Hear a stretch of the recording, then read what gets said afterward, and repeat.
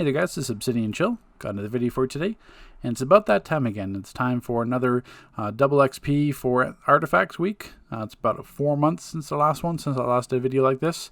And I do find myself doing a video each time, but these are major decisions, and you guys want to know what artifacts are. Certainly I get plenty of questions about what artifacts I should level or what artifacts are worth it, so I do find myself it being beneficial to repeat myself each time or share some new ones. So let's kind of dive into it here.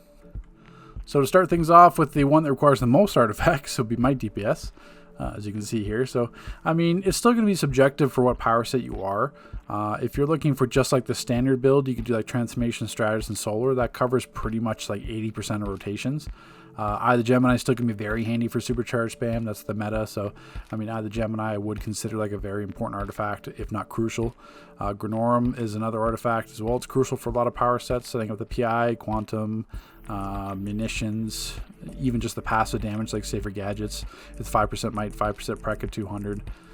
It's also got the pet damage that scales with the CR, so even if you level this thing up to 120 and just have the single target PI, you're still going to have full damage based on the CR.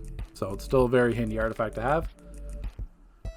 In terms of what else, these pretty much all, like Sword Amplifier, you can get away with the 160, that's fine. Grim, you can get away with the 160, that's fine. Transformation Strategy and Eye of the Gemini have to be 200. And then at that point, once your main artifacts are taken care of, your main 5 pretty much, then you jump into artifacts you should have. Linear's Amulet should pretty much go up here as well. It's kind of subs into either, like if your build doesn't need Strategist card, you sub in Linear's Amulet. Doesn't need Grim, you sub in the Amulet. Doesn't need Solar, sub in Amulet. That's pretty much your rotation there.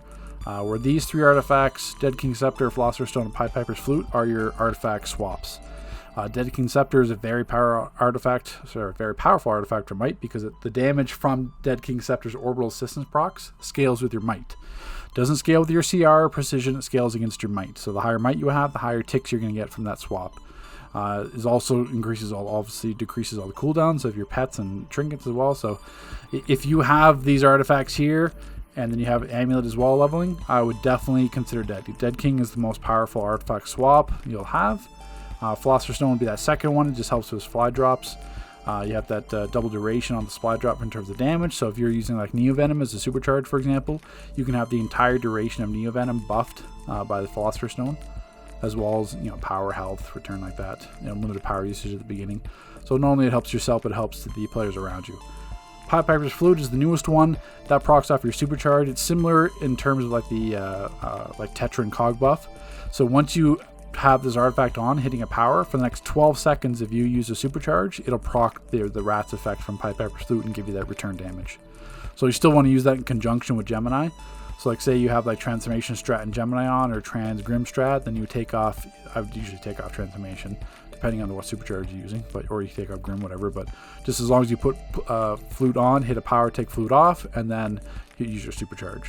So that's going to be a swap artifact, but it still is very handy. That's one of the new ones. So those, if you have these 9 artifacts for might, I know that's a lot. I know it's a lot of money, but if you have these 9 artifacts or working towards these 9 artifacts, you'll be perfectly set for any single might DPS in the entire game. Oop, went the wrong way there. Sorry about that. So jumping to precision. Precision is going to be on the cheaper side just because it's the main artifacts are just going to be Transformation, Stratus, and Grim. And then when you're using a supercharge build or Gemini spam for like Brawler and stuff like that, then you're going to have Gemini. So those are the main 4. Like I said before, Dead King Scepter does scale with your might, but it's still going to be a very handy artifact to swap for Prec DPS. You'll probably lose like a couple flurry shots, because usually in artifact swaps, if you see my video, I say to use them on channels where Prec DPS is not going to have channels. But Dead King Scepter is still useful enough in terms of all your other cooldowns that it's still useful to swap as a Prec DPS. So that's what you should consider. The other one, like Philosopher's Stone, I really wouldn't worry about for Prec DPS. I mean, you can do it, but it's still expensive. But Dead King Scepter is definitely worth it for all roles. So jumping to pet DPS, Source Shard, Grim, and Quizlet. Quizlet's a nice one as well. It recently got buffed. In terms of base damage, if you include the Mega Blast procs, it's higher damage than Grim. Except the Grim has more base stats and passive damage, or Quizlet's a bit slower damage. But still, with the Source Shard buff on Quizlet, very, very powerful. Mega Blast, it's a little bit awkward in the timing, but if you're using a supercharge, because it's the supercharge, you're going to proc the extra Mega Blast damage, or it's not Mega Blast, it's something else. Mega Blast is the regular hit damage, but the Mega Beam or whatever it is for the supercharge on Quizlet, if you have the Short Shard buff, very powerful. So that's the main 3 there. And then you have Dead King as well to swap in, because obviously you get the shorter cooldown on your pet trinket and your artifact, stuff like that. So Dead King Scepter is a good swap in for pet DPS to have that shorter cooldown, because Short Shard would buff basically Quizlet and Grim. That'd be 2 pets, and then you could use your trinket pet for the 3rd one, or if you're like a Sork or even Gadgets or Earth build, you can have that pet out, or technically Robot Sidekick as well, depending on what your 3 pet combo is going to be. So for controlling, once again, it's broken down into 2. If you're going to buff troll, it's going to be Claw, Amulet, Tetra, and Cog. Tetra and Cog, you can keep swapping back and forth. You don't have to, but if you do want to, it helps the DPS because you can artifact swap. Depending, I mean, once again, if you're PS5 or PC or whatever, but don't feel obligated to artifact swap. Don't feel peer pressure into artifact swapping. It's a very expensive. I mean, it does have benefits and rewards to it, but I mean, don't kind of break yourself or kill yourself swapping these in every 12 seconds. It's just something to do. I mean, buff trolling is kind of boring as it is, just because all you're doing is just buffing the group. But at least you can buff yourself in the group more by swapping in Tetra and Cog every 12 seconds. So it's more pride as a buff troller, being able to provide the highest buff possible. So Claw obviously has to be 200, Amulet's best at 200.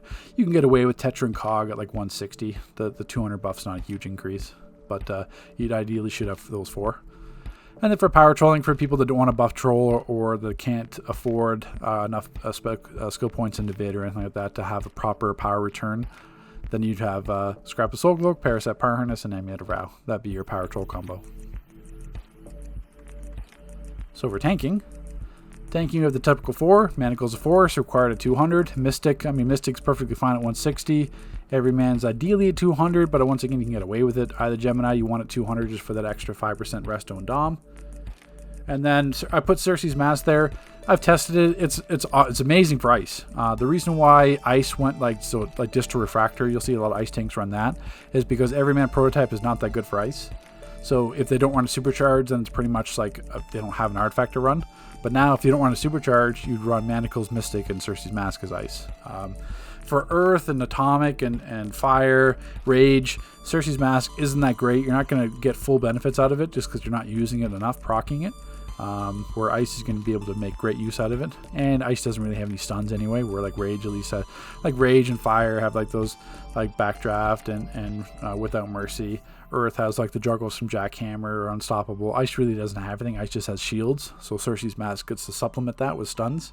So if you're primarily an ice tank, 100% get Circe's Mask. If you're not an ice tank, don't worry about it. Every prototype's going to be just as good. Or Gemini. So for healing, you're going to have the main 3. Page of Destiny, Purple Healing Ray, and Transformation Card are pretty much going to guarantee you any pure healer build. That's always going to be those 3. Either Gemini for the gem spam builds. Once again, it's pretty much mandatory.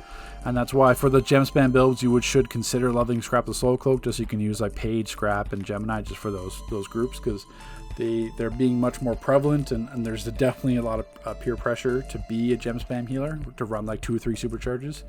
You know, I'm not necessarily a fan of it, but I mean, you've got to accept it because, I mean, that's what the community wants. And it's, you know, if you're just one healer in a group with like 5 DPS, you're going to get overruled.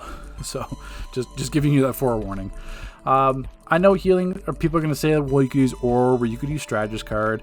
I mean, yes, you could, but the issue here is you should be looking at artifacts you want to level because of the opportunity of having double XP to have them cheaper.